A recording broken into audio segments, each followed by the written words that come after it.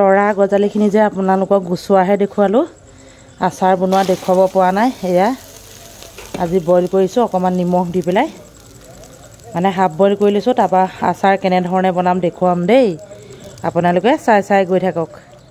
সকলোৱে সুধি আছিলে তৰা গজালি কেনেধৰণে আচাৰ বনোৱা হয়। এয়া বইল কৰি এতিয়া 1 ঘণ্টাৰ বাবে ৰ'দত দি দিলোঁ, পানীটো শুকাই গ'ল। এতিয়া মই কি মছলা ব্যৱহাৰ কৰিম, কেনেধৰণে বনাম আপোনালোকে চাই থাকক মাথো। এইফালে আকৌ আম অলপ আনি দিছিলে দাদা এজনে। এতিয়া মই এনেধৰণে কাটি কুটি অলপ নিমখ দি পেলাই 2 দিনমান থৈ দিম। এয়া পানী লাগিছে, অৱস্থা বেয়া।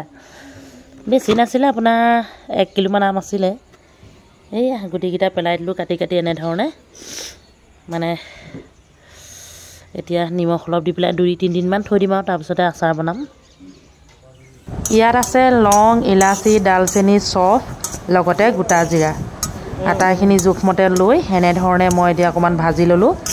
ইয়াৰে এতিয়া এইফালে নহৰু কেইটাও থেতেলিয়াই ল'ম। এতিয়া জোখমতে অলপ তেল দি তেলখিনি গৰম কৰি ল'লোঁ। লাহেকৈ দি দিলোঁ অলপ পাঁচফোৰণ। এয়া আকৌ নহৰু আধা পিচা কৰি থৈছোঁ, অলপ নহৰু দি দিলোঁ। ধুনীয়া গোন্ধ ওলাওঁতেই এয়া তৰা গজালি বছ মাত্ৰ 2-3 মিনিট এনেধৰণে এতিয়া ভাজি দিছোঁ, যিহেতু বইল কৰি থোৱাই আছে।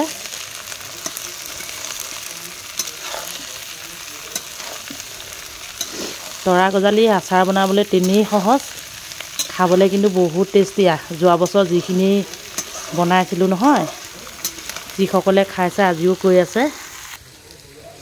এয়া মছলাখিনি মই মানে খুব মিহিকৈ পিছা নাই আৰু অলপ গোটা হৈ আছে। এতিয়া জোখমতে গোটেইখিনি নহয়, ইয়াৰ আধাখিনি এতিয়া যিখিনি আপোনালোকক দেখুৱাইছিলোঁ আধাখিনিহে দিম। ইয়াত লং, ইলাচি, ডালচেনি, অলপ গোটা জিৰা আৰু চফ, বেলেগ একোৱেই নাই। এতিয়া মই জুখি লওঁ এই চামুচখনে, 4 চামুচ মই এতিয়া মিশ্ৰণ কৰিম।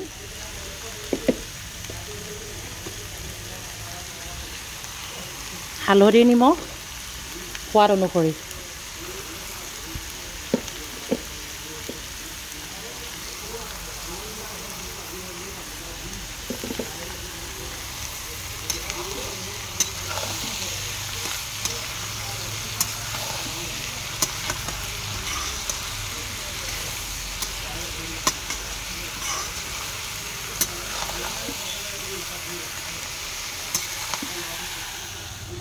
একেবাৰে শেষত মানে এয়া মছলাখিনি দি দিলোঁ।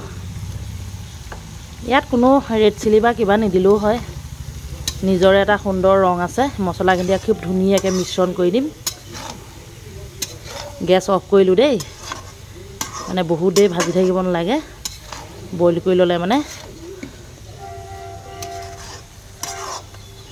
এয়া সুন্দৰ আচাৰ হৈ গ'ল।